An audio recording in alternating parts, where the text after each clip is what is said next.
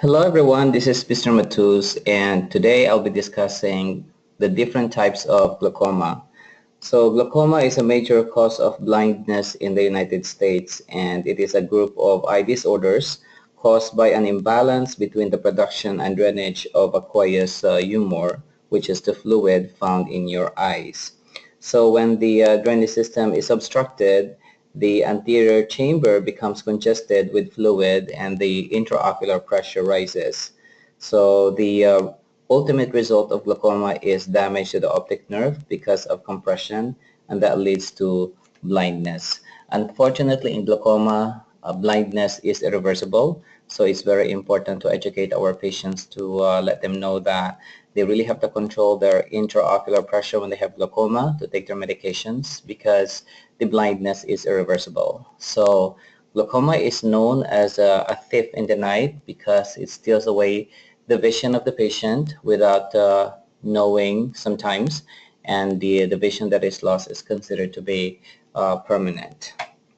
So let's discuss the two types of glaucoma, which could be possible questions in the NCLEX, and it's very important as a student or as an NCLEX taker to know the differences between the two types of glaucoma and how they happen. So before we proceed, let us review the different parts of the eye. So what are the structures involved in the development of glaucoma? So normally you could see that here on the front portion of your eye, you have what you call the anterior chamber, this location, which is in front of the cornea. And you have the posterior chamber, which is found here just adjacent to the lens. So here you have the anterior chamber, and here you have the posterior chamber. And then you also have here your ciliary body, which produces your aqueous humor. So this is a very important explanation to understand the pathophysiology of glaucoma. The ciliary body produces your aqueous humor, which is the fluid found here, and then it enters the anterior chamber, and this aqueous humor should exit the anterior chamber so that the intraocular pressure is maintained. So basically what happens in glaucoma is that the aqueous humor accumulates in the anterior chamber of the eyes, and that leads to increased intraocular pressure, or IOP. And for your information, the normal intraocular pressure is 10 to 21 millimeters of mercury. So basically what's important to prevent glaucoma is while there is a production of aqueous humor, there should be drainage of aqueous humor through the canals found on the anterior chamber. So if there's a blockage on the anterior chamber because of the aging process, that is known as open angle glaucoma, then the intraocular pressure increases. Now if there's a closure of the angle, this area over here on the side is the angle of your eye, and if this angle is closed, then that also prevents the drainage of aqueous humor, and that could also increase the intraocular pressure. So basically there are different factors involved in increasing intraocular pressure, but there is but one cause of glaucoma, and that is the failure of aqueous humor to drain. So if aqueous humor is unable to drain from the anterior chamber, then the intraocular pressure increases, and that causes pressure on the optic nerve, and when that happens, the patient develops blindness because damage to the optic nerve is irreversible.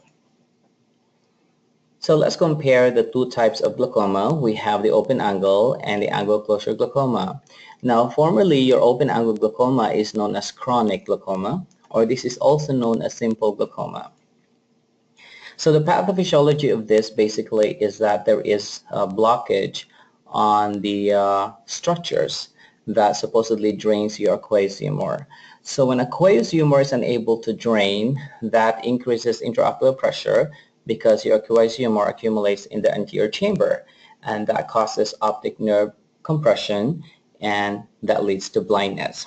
However, your open angle glaucoma is different from angle closure glaucoma because this is usually asymptomatic as it slowly develops, especially as part of the aging process. Usually it's painless in the early stages, and most patients also will be developing what you call tunnel vision. Tunnel vision is the loss of peripheral vision, wherein the patient isn't able to see what's on the side but only the central vision. And usually some patients may manifest tunnel vision because they start to hit or bump objects on their side because they're unable to see it. So there is a loss of peripheral vision.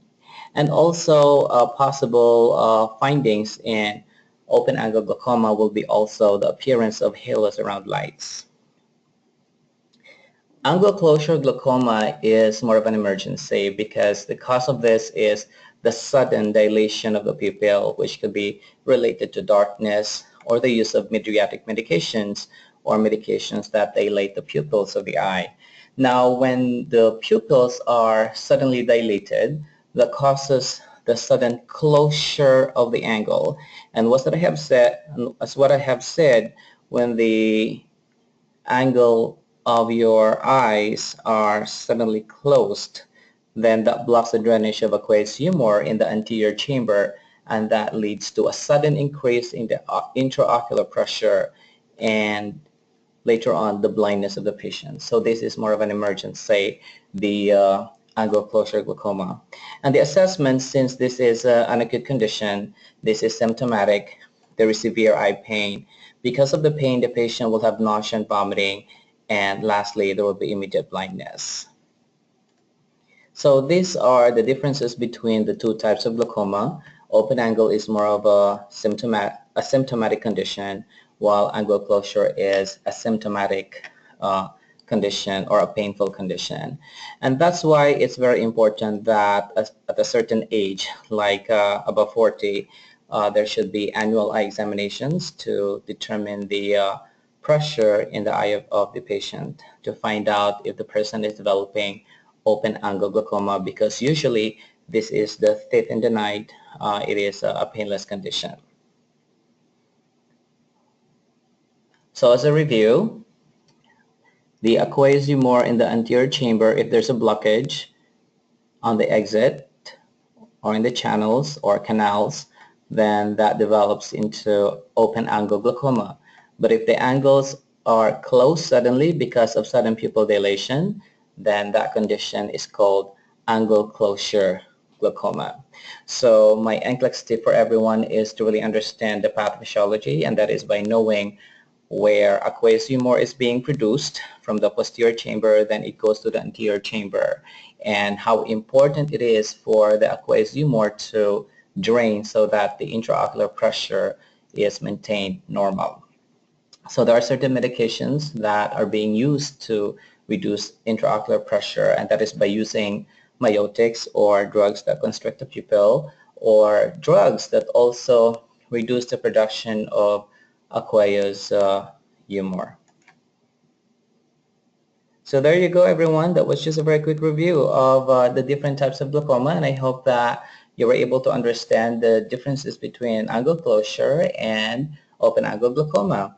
And this will help you a lot also in your prioritization questions in the NCLEX, knowing that somebody with angle closure glaucoma is more of an emergency compared to somebody with open angle glaucoma. So thank you very much, everyone. If you like this video, please click like, share this video, or subscribe to my channel. And you could also visit my website at www.matusnursingreview.com. Thank you.